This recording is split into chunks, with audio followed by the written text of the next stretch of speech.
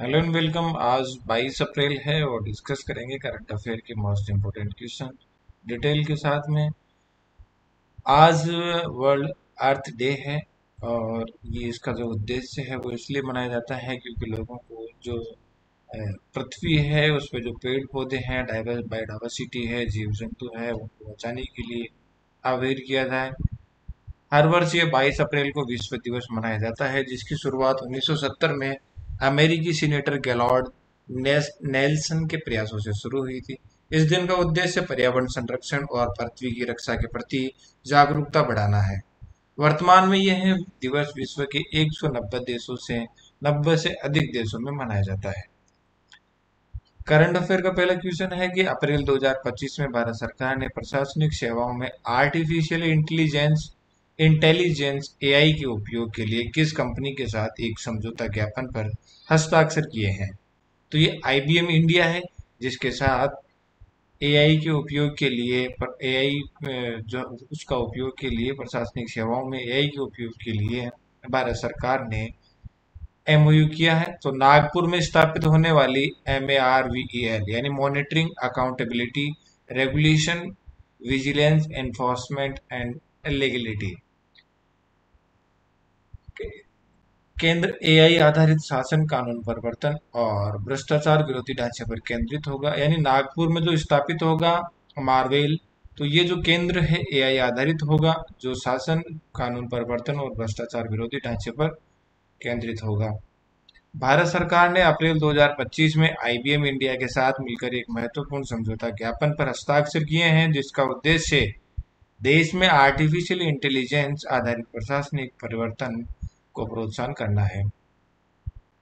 इस पहल के अंतर्गत आईबीएम सरकार को उन्नत एआई टूल्स, क्लाउड इंफ्रास्ट्रक्चर और प्रशिक्षण कार्यक्रमों के माध्यम से सहयोग प्रदान करेगा, ताकि नीति निर्माण, सेवा वितरण और सरकारी प्रक्रियाओं के पारदर्शिता, कुशलता और जवाबदेही को बढ़ाया जा सके। नेक्स्ट क्वेश्चन है, अप्रैल 2025 में किस झील को संरक्षण रिजर्व घोषित किया गया है? तो अप्रैल 2025 में डीपीएस फ्लेमिंगो लेक को संरक्षण रिजर्व घोषित किया गया है। ये DPS flamingo lake Navi Mumbai के ठाणे क्रीक फ्लेमिंगो अभ्यारण्य के निकट स्थित 30 एकड़ का आर्द्र भूमि आवास है। ये झील फ्लेमिंगो के लिए एक महत्वपूर्ण विश्राम और भोजन स्थल है, विशेष रूप से उच्च ज्वार के दौरान जब मुख्य अभ्यारण्य का जल स्तर बढ़ जाता है। संरक्षण प्रयासों के तहत लगभग 60% शैवाल युक्त जल निकाय को साफ किया गया है, जिससे जल की गुणवत्ता में सुधार हुआ है और ज्वारीय कनेक्टिविटी बहाल हुई है। नेक्स्ट क्वेश्चन है, नीरज चोपड़ा 2025 का सीजन किस प्रतियोगिता से शुरू नीरज चोपड़ा शुरू करेंगे? तो यह है दोहा दोहा डायमंड लीग है। नीरज चोपड़ा दोहा डायमंड लीग में तीसरी बार हिस्सा लेंगे और उनका प्रदर्शन अब तक शानदार रहा है। बात करें 2023 की, तो 88.67 मीटर थ्रो के साथ उन्होंने स्वर्ण पदक जीता था। 2024 में 88.36 मीटर थ्रो के साथ उन्होंने रजत पदक जीता। 2025 में डायमंड लीग की शुरुआत में कुल प्रतियोगिताओं का, जो डायमंड लीग है उसका जो सीजन है उसमें कुल 15 प्रतियोगिताओं का होगा। 2025 का डायमंड लीग सीजन कुल 15 प्रतियोगिताओं का होगा। शुरुआत इसकी 26 अप्रैल से होगी। ये चीन के सियामेन से होगी और समापन 27 और 28 अगस्त को ज्यूरिख स्विट्जरलैंड में इसका समापन होगा। ये नीरज चोपड़ा है। नेक्स्ट क्वेश्चन है, हाल ही में भारत सरकार ने किस उद्देश्य से चीन, दक्षिण कोरिया और जापान से आयातित इस्पात पर 12% अस्थायी शुल्क लगाने की योजना बनाई है? तो घरेलू इस्पात उद्योग की रक्षा के लिए। दरअसल भारत सरकार ने 21 अप्रैल 2025 को घोषणा की कि वह चीन, दक्षिण कोरिया, जापान से जो इंपोर्ट होने वाला सस्ता इस्पात है उस पर 12% अस्थायी शुल्क लगाने की योजना बना रही है। क्योंकि जो चीन, दक्षिण कोरिया और जापान से बिल्कुल सस्ते सस्ते उस पे सस्ता जो इस्पात आ रहा है, स्टील आ रहा है, उसकी वजह से जो इंडिया का जो इस्पात इंडस्ट्री है वो प्रभावित हो रही है। तो उसको बचाने के लिए, उद्योग की रक्षा करने के लिए, बाहर से जो चीन और दक्षिण कोरिया और जापान से जो इस्पात इंपोर्ट हो रही है उस पर 12% अस्थायी शुल्क लगाने की सरकार योजना बना रही है। ये कदम इसलिए उठाया गया है ताकि घरेलू इस्पात उद्योगों को उत्पादकों को अनावश्यक प्रतिस्पर्धा से बचाया जा सके। और भारतीय इस्पात उद्योग की उद्योग को स्थिरता मिल सके। आयात की वर्तमान स्थिति की बात करें तो वित्त वर्ष 2024-25 में तैयार इस्पात का जो आयात है वो 9.5 मिलियन मीट्रिक टन के 9 वर्षों के उच्चतम स्तर पर पहुंच गया। यानी 9 सालों का उच्चतम स्तर है, तो जो तैयार इस्पात का जो इंपोर्ट हो रहा है वो 9.5 मिलियन मीट्रिक टन है। और ये अप्रैल फरवरी 2024-25 में पिछले वर्ष की तुलना में आयात 16% की वृद्धि हुई है। और चीन से आयात का हिस्सा बढ़कर 32% हो गया, जो पिछले वर्ष वित्त वर्ष में 23% था। यानी चीन से काफी मात्रा में जो तैयार इस्पात है वो आ रहा है, जो पिछले वर्ष 23% था वो बढ़कर 32% हो गया। नेक्स्ट क्वेश्चन है, अप्रैल 2025 में अमेरिकी उपराष्ट्रपति जेडी वेंस ने भारत दौरे के दौरान किस भारतीय नेता से मुलाकात की और किन मुद्दों पर चर्चा हुई? तो मुख्य नेता की बात करें तो ये प्रधानमंत्री से इनकी मुलाकात हुई है, नरेंद्र मोदी, और व्यापारिक और रणनीतिक सहयोग को लेकर चर्चा हुई है। अमेरिका के उपराष्ट्रपति जेडी वेंस ने 21 अप्रैल 2025 में भारत की राज्य की यात्रा पर आए, जिसके दौरान उन्होंने प्रधानमंत्री नरेंद्र मोदी से भेंट की। 24 अप्रैल तक 4 दिवसीय यात्रा पर रहेंगे। और फिलहाल बात करें तो वो राजस्थान के जयपुर में रुके हुए हैं। आज आज वे जैसे आमेर गए जयपुर में, और जयपुर की कई जगहों के साथ आमेर उन्होंने देखा। और इस दौरान मुख्यमंत्री भजनलाल शर्मा और डिप्टी सीएम दिया कुमारी रही, उनको राजमंदिर ले जाया गया, बड़े पर्दे पर उनको भारत की जो योजनाएं हैं और जो यहाँ की जो ऐतिहासिक कल्चर है उसके बारे उसको रूबरू कराया गया। ये जो यात्रा है द्विपक्षीय संबंधों को और मजबूत करने की दिशा में एक महत्वपूर्ण कूटनीतिक पहल मानी जा रही है।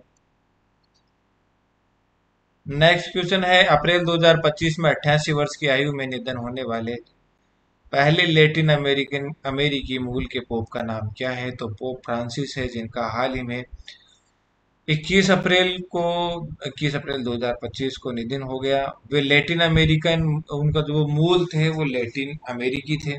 पोप फ्रांसिस लैटिन अमेरिका से आने वाले पहले पोप थे, जिनका 21 अप्रैल 2025 को 88 वर्ष की आयु में निधन हो गया। उनकी मृत्यु का कारण मस्तिष्क में स्ट्रोक था, जिसके बाद वे कोमा में चले गए और अंततः हृदय गति रुक गई। उनका असली नाम जॉर्ज मोरियो और बे, बेगोलियो था। बेरगोलियो, सॉरी, उनका जो असली नाम था जॉर्ज मोरियो बेरगोलियो। बहुत टेढ़ा नाम, दोबारा पढ़ते हैं इसको। उनका नाम, असली नाम जॉर्ज मोरियो बेग्रोलियो बेरगोलियो, ऐसे पढ़ेंगे इसको, मोरियो बेरगोलियो था। और वे अर्जेंटीना के निवासी थे।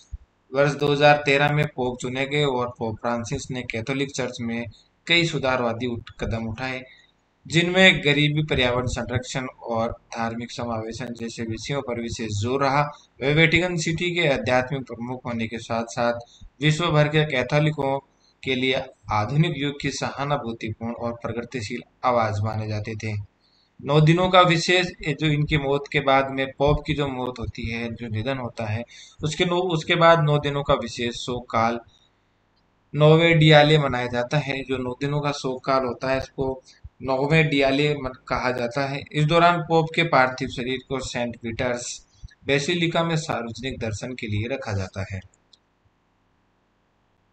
नेक्स्ट है, हाल ही में किस वर्ष भारत के फार्मास्यूटिकल निर्यात ने पहली बार $30 अरब का आंकड़ा पार किया है? तो वो वित्त वर्ष 2025 में जो फार्मास्यूटिकल निर्यात है, जो एक्सपोर्ट है, वो $30 अरब पार पहुंच गया है। भारत का फार्मास्यूटिकल निर्यात वित्त वर्ष 2025 में $30 अरब के आंकड़े को पार कर गया है, जो पिछले वर्ष की तुलना में 9.39% अधिक है। यानी पिछले जो वित्त वर्ष है उसकी तुलना में 9.39% अधिक एक्सपोर्ट किया गया है। मार्च महीने में 31% की वार्षिक वृद्धि ने इस लक्ष्य को प्राप्त करने में महत्वपूर्ण योगदान दिया। अमेरिकी भारतीय फार्मा उत्पादों का सबसे बड़ा आयातक है। यहाँ वित्त वर्ष 2025 में $8.95 अरब का निर्यात हुआ, जो कुल निर्यात का 1/3 से अधिक है। अन्य प्रमुख बाजारों में यूनाइटेड किंगडम, ब्राजील, फ्रांस और दक्षिण अफ्रीका शामिल है। भारत वैश्विक वैक्सीन की मांग का 50% और अमेरिकी की जेनेरिक दवाओं की मांग का 40% आपूर्ति करता है। देश में अमेरिका के बाहर सबसे अधिक एफडीए अनुपालिक फार्मास्यूटिकल विनिर्माण सुविधाएं हैं।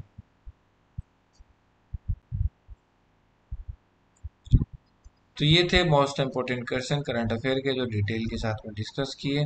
ये कल थोड़ा सा गड़बड़ हो गया और ये वीडियो नहीं बन पाया था, तो आज इसको अभी इस समय अपलोड किया जा रहा है। हालांकि कोशिश रहेगी कि ये सुबह हर रोज 5 बजे आपको वीडियो मिल जाए। वीडियो में अगर किसी भी टॉपिक पे आप चाहते हैं कि डिटेल से वीडियो लाया जाए, तो आप हमें कमेंट बॉक्स में बता सकते हैं। अदरवाइज आप वीडियो अच्छा लगा, कंटेंट अच्छा लगा तो लाइक करें, शेयर करें, चैनल को सब्सक्राइब जरूर करें और नेक्स्ट अपडेट के लिए बेल आइकन पर जरूर क्लिक करें। थैंक यू, धन्यवाद। पढ़ते रहिए, बढ़ते रहिए।